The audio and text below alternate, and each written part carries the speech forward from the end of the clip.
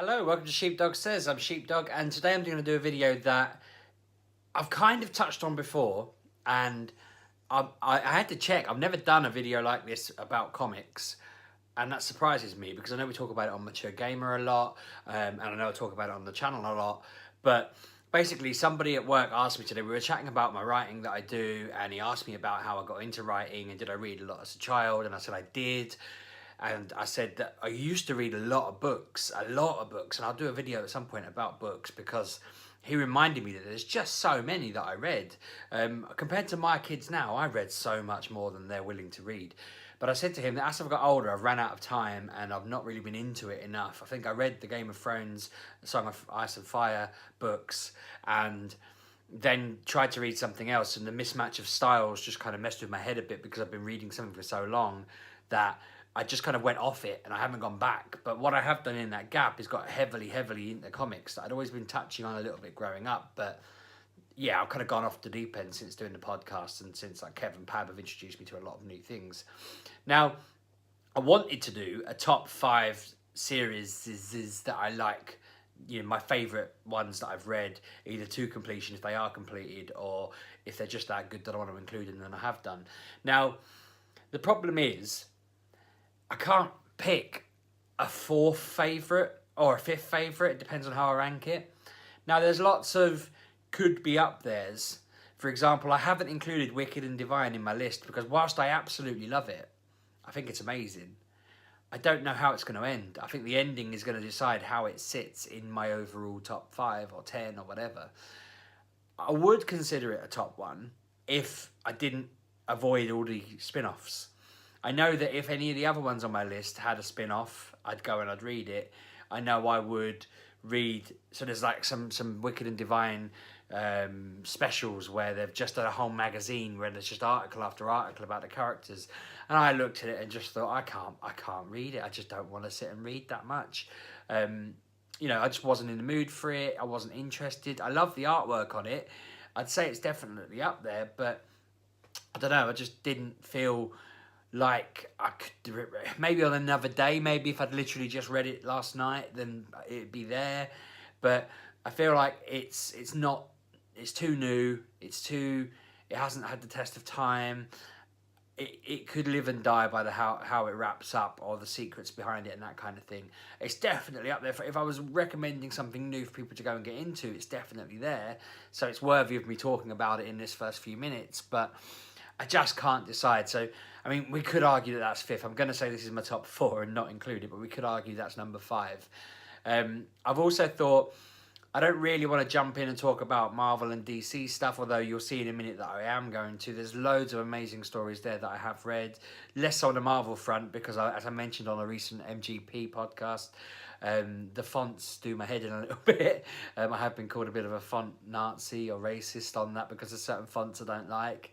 But I don't know, they're quite broad and there's lots to love there, but they also have their weak ones. They're going forever, so you can't really say to someone go and read that because it's a forever thing. It's like saying you like Coronation Street. It's on every day for the rest of time. They're never going to cancel it. It's just going to be rejigged no matter what. So my 4, where I feel like these are the ones where if you were to see them in a shop, you'd think Sheepdog likes that. That's a Sheepdog comic. Now, there is one on there that I kind of feel like isn't a Sheepdog comic in so much as it's a Kev comic that he heavily recommended and I just love it.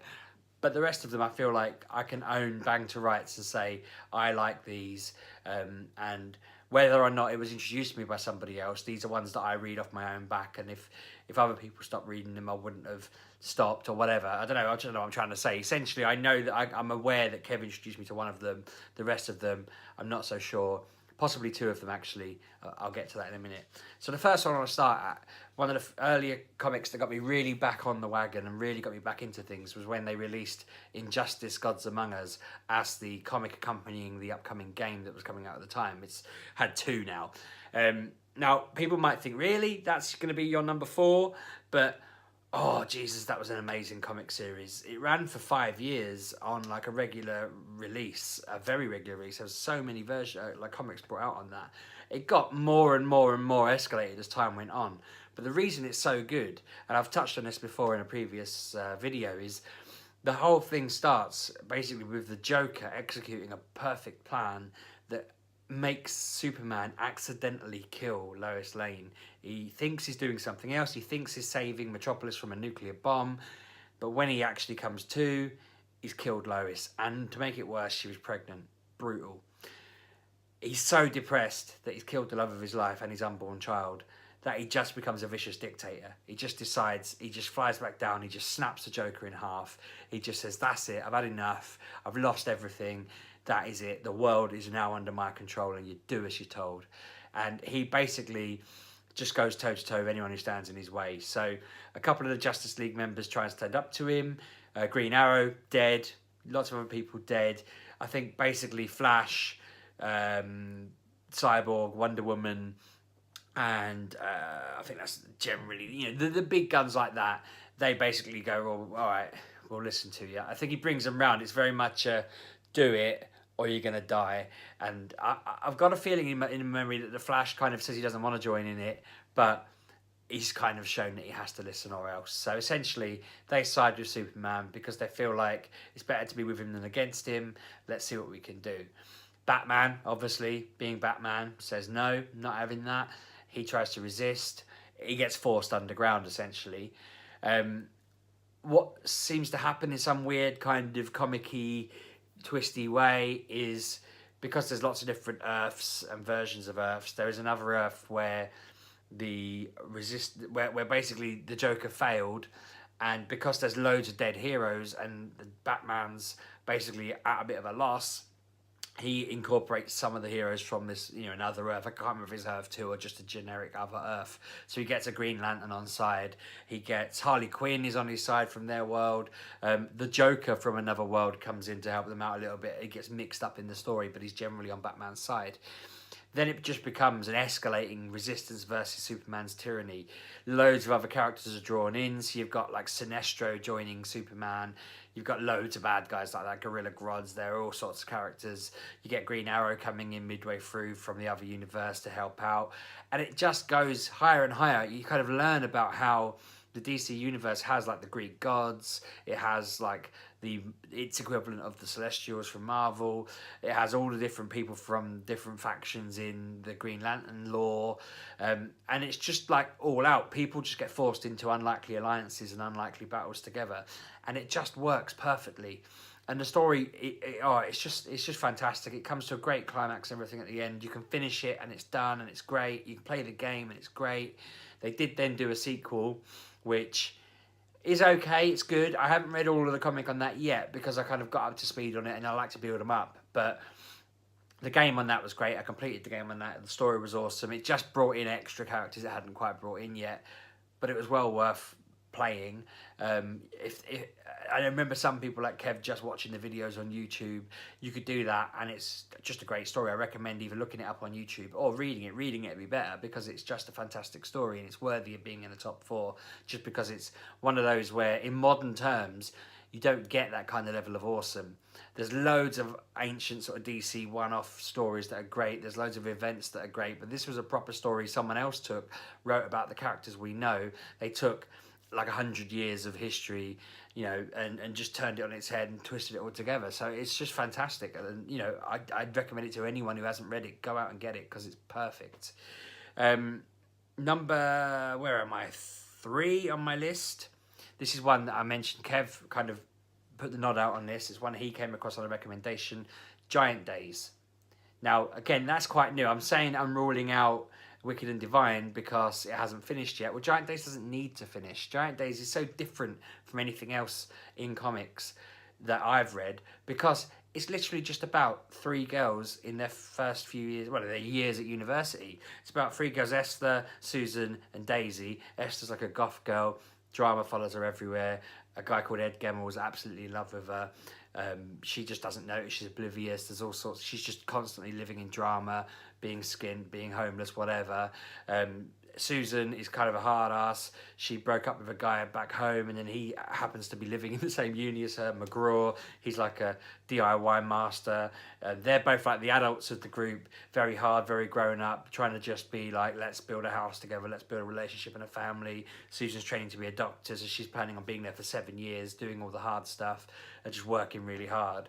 And then there's Daisy, who's come to university all sheltered and naive, and then is, you know, comes out as a lesbian, goes nuts, becomes crazy, but then tries to sort of pull it all back in and maintain her kind of naive, sheltered, cool sort of focus on success. So she's sort of, they're all classic sort of scenarios that people kind of go through at uni, so it's really relatable for anyone who's been, or if you've not been to uni and you wonder what it's like, reading this comic is a perfect kind of summary of what being a student is like. And weirdly, obviously my experiences are as a student, as a boy, so this is what it's like being a girl, but everything's relatable on it. I mean, just every bit they had to deal with, deciding where they were going to live in year 2, you know, deciding what they were going to do, whether they wanted to carry on the course, whether they wanted to drop something. You know, on a personal level, I went to uni 3 times, so, you know, for 3 different reasons, and there's lots of stuff in all of them that all draws on it and from it. And yeah, I just recommend it to them because it's hilariously funny. It's really kind-hearted and good. There's nothing offensive about it, if that makes sense. Like, you can read it, you're not going to be thinking, oh, that's a bit geeky, or I don't agree with that, or whatever. It's just about 3 real people in a real world setting, and I think this is being made into a TV show at some point, and I think it's important that they do it justice. I really hope they do, because again, if you're the sort of person who's watching this because you just watch my vlogs but you're not really into geeky stuff, read this one just because you'll love it. It is so good. It is. I mean, I recommended this to my wife so many times. You know, if my sister's watching, she should read it. It's just a good comic. It's fun. They go to the University of Sheffield as well, which is just down the road from where my sister lives. So that's quite fun because she could probably reference places near where she lives in the book. Number 2 of my 4, I'm losing track. The guy asked me what comics I like reading at the moment, and the one that just blurted out, because I think partially because I'm collecting the pop vinyls at the moment, partially because it's just been so good at the moment, and partially because I do genuinely just feel like, again, it's an unfinished one, but again, I don't really care with this one. If this one went off the rails further down the line, I've had a lot of brilliant stories from this and just characters that I love, and the fact they're bringing out pop vinyls for this just shows how good it is. It's building up, and this one is Saga, which I'm sure you've guessed already. It's basically a good version of Star Wars. It's Star Wars without all the annoying politics that's going on at the moment, where people just hate on characters irrationally and decide they hate actresses and force them off of blooming Instagram and stuff like that because they're so annoyed about the characters. This story is about 2 people from different species on different sides of a war falling in love and having a baby called Hazel that's kind of a half-breed of their 2 different races, and they are just on the run. The governments of both worlds want them dead. They do not want people to know that there's been an interbreeding. They don't want people to know this baby exists. They just want to wipe this family off the face of the universe, and this family obviously want to stay together. So Hazel, the baby, narrates a lot of the story, so she's telling the story as whatever age she is, because we haven't got to that point yet. You know, she introduces all these characters from her life. So there's Isabel, this kind of spirit alien that there's a planet where everyone got wiped out in a massacre, but their spirits stayed on the planet and they bind to living people, and so she binds to Hazel, and then she just becomes Hazel's babysitter and just lives with Hazel on their ship, which they just fly around in on the run. The characters in this are so perfect, it's ridiculous. They've got like Prince Robot, who's just a computer head on a body. The whole species is just computer monitor heads. They show their emotions, dreams, and thoughts on their screen. It's like a picture. So if I was angry, it might have an angry, horrific face, or just whatever it is. They're a very aristocratic, to-do sort of race who have all these kind of traditions and caste systems and look down on everyone. And they're like the rich people that are just waging the war and dominating on one side. And then there's just there's other sort of just sheltered people. There's like lots of these random little furry animal kind of races that are just living on planets that are ravaged by war, and it's showing what's happening to them. There's this hilarious little, I don't know what he is, a seal called Goose or Gus, I think it's Goose, and he just walks around with his pet like what's the blooming word? A walrus. So he's like a little seal, a little stubby little hamster seal type thing, and he's got this giant walrus thing that he farms them, and he walks around with one, and he walks around a little rain mac, and he's just hilariously cute, and befriends them and helps them out and looks after Prince Robot's son, and they're just insane imagination that went into it. That's the series that has the lion cat that. Basically, there's this bounty hunter called the Will who's been dispatched to find Hazel and her family and kill them to just solve the problem. And so the Will's travelling along with the lion cat, and when he's asking questions to people, he's interrogating them, and he's holding them by the throat and saying, "Tell me what you know," and they say, "I don't know anything." The cat's just chiming in with lying, he's lying, he's not telling the truth. Well, it only says lying, but it's just got this bemused kind of personality to it that it just hates kind of what it does. I don't know, it feels like it hates what it does. It always just seems unhappy to be there, joining in. There's other characters, I can't remember all the bleeding names off the top of my head, but there's like this giant spidery woman who I think it's the Will's lover from a different life and that kind of thing. There's all these different people that are bounty hunters. There's these two reporters, this kind of gay couple who have found out about Hazel, but somebody forces them to kind of bury the story because they don't want to get them killed, and there's a spell on them that if they tell the story they'll die. But then it eventually runs out, and then they're trying to track down the family, but then they're getting embroiled into it, and their story goes off on a tangent, and it's just all these little threads they put in, and then these massive stories blow out of it. And it's insane to think that, I mean, it's called Saga, it's going to be a long story, but when we look at it right now, Hazel's like 3, 4, maybe a little bit older. She's aging through it, but so much has happened, and it's just epic. It's so good. I don't think they could do a film series of it. I feel like they'd have to do a very, very, very long TV series, but it'd be like Amazon they bought Lord of the Rings and they're guaranteeing it'll take 5 seasons to make. That's what they need to do with Saga. They need to basically say, we've spent 2 billion quid or whatever money is going to be.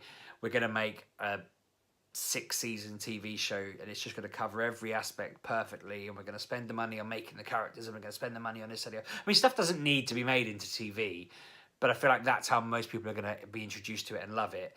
You should go and read the comic because it's worth it. It's so good. It's mind-blowingly good, and you'll love it. So do it because it's great.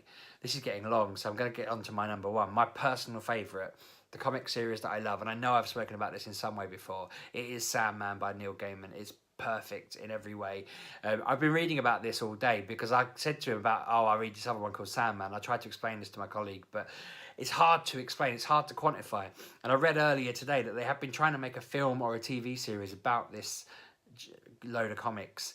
There's 75 of them that were made, and they've been bundled into packs.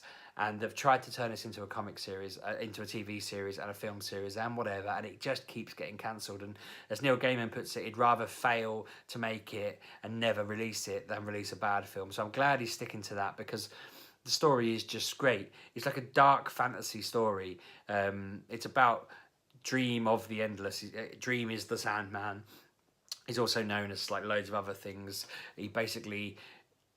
He's the person who controls the dream world when we're asleep, and all the stuff that could have happened that we thought, our imagination and that kind of thing. The premise of the story is that this cult of people do this kind of spell because they're trying to trap death in like a big glass cell so that they can control her and see what she does. Death is the Sandman's sister. She's one of the Endless, as they're called. There's death, destruction, delirium, despair, and dream, and I think that's all of them. There might be a couple more. Destiny is another one. So basically, they're trying to trap death because they want to control death. They want to eliminate death. The plan is to just try and help people live forever or whatever. Just control the power of death. They fail because they accidentally trap the Sandman instead, and they keep him in this prison for like 80 years. So when he finally breaks free, he kind of gets out and thinks, right, I need to head back to the dream world where I control everything, where my powers are, where I am in control. But when he goes back, all of his kind of underlings have gone, all of his items have been hawked off and given away and stolen. Everything he's ever kind of built up, his whole empire is like laid to waste, and he's just like, it's only gone 80 years, what is this? So he's kind of just trying to draw it all back together, and it ends up just crossing so many different boundaries. He visits his family and talks to them. He tries to, get information from Destiny. You can literally see, he's got a book. He can see everything that ever happens, but he doesn't tell anyone what happens.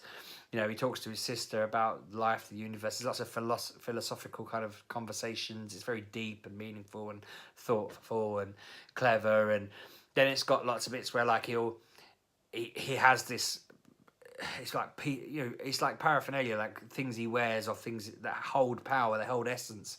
And one of them's been stolen by Lucifer, who is obviously in control of hell. There's some demons there. They've also stolen some bits. So the Sandman visits hell and just comes and says, Lucifer, I want my stuff back. I was gone for a while. I'm back now. And so they have a bit of a bet.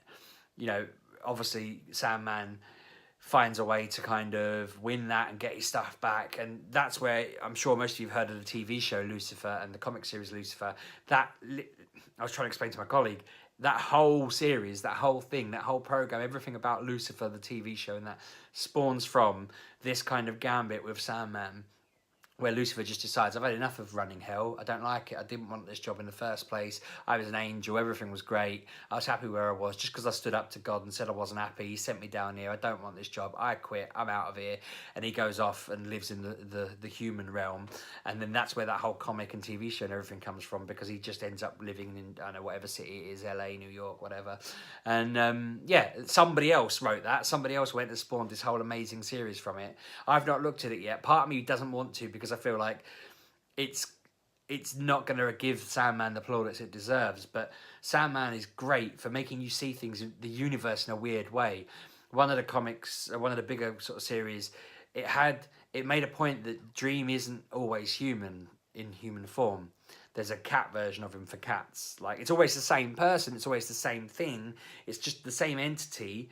It's just in a different dimension, a different realm. So he's I guess in science you'd call him like a fifth or sixth dimensional being, in that he is all things all the time. So there's an interesting comic strip where he's literally a plant version of him, just thinking as a plant, doing whatever plants do. And they do a whole story about this plant civilization and how they come to an end. I think they experience fire for the first time, and Neil Gaiman's written this whole amazing story out about it. There's the cat one, as I mentioned. I'm trying to think what else. There was a bird one, I think. Mainly it's the human one we look at, because obviously that's the most relatable story.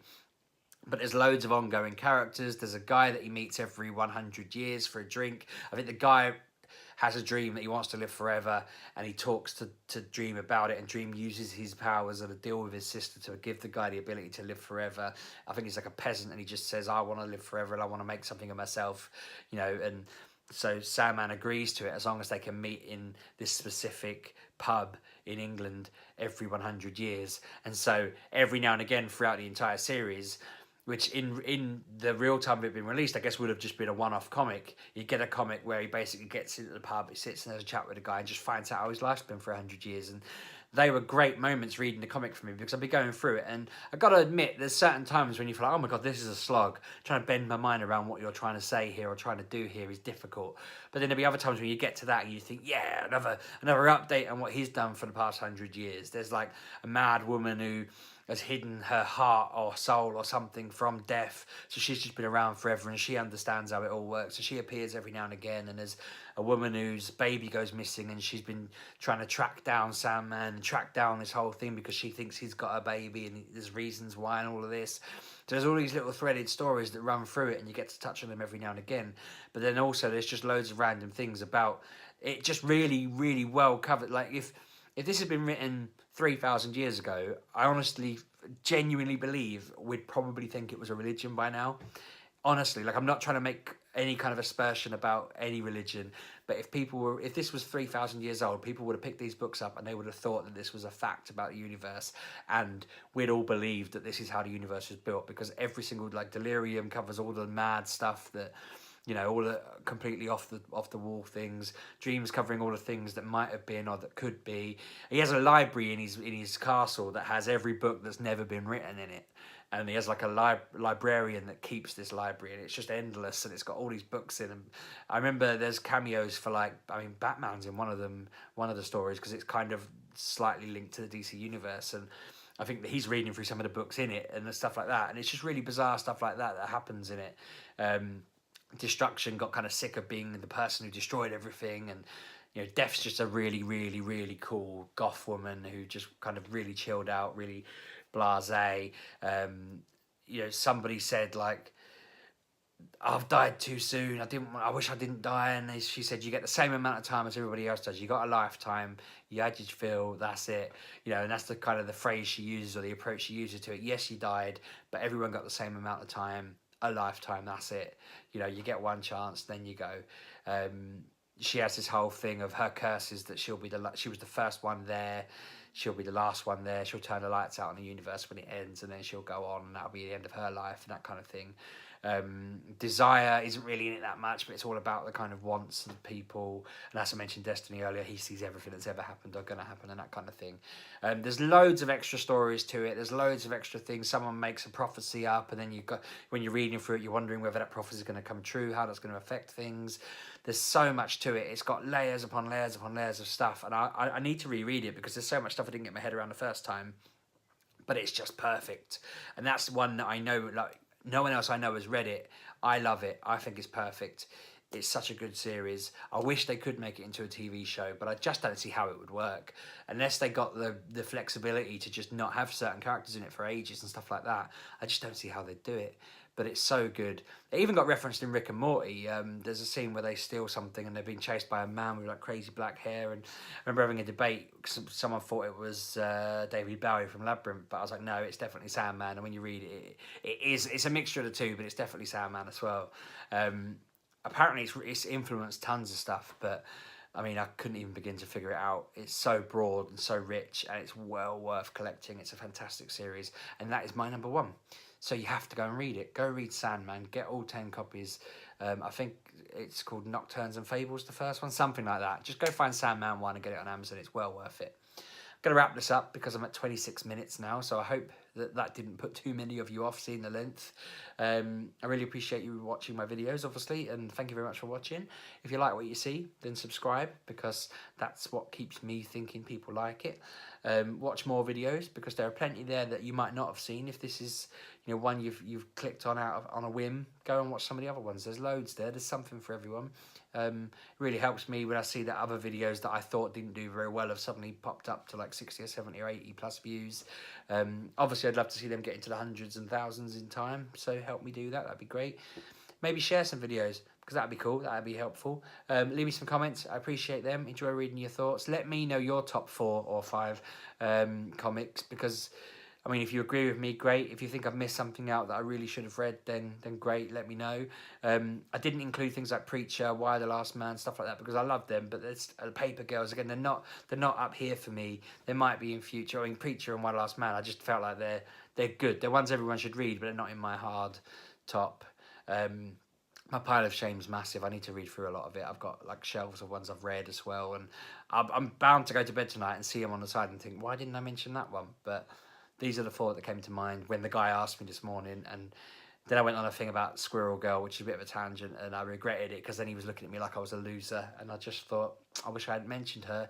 But yeah, I'm going to wrap it up. I couldn't do a comic one without saying a name.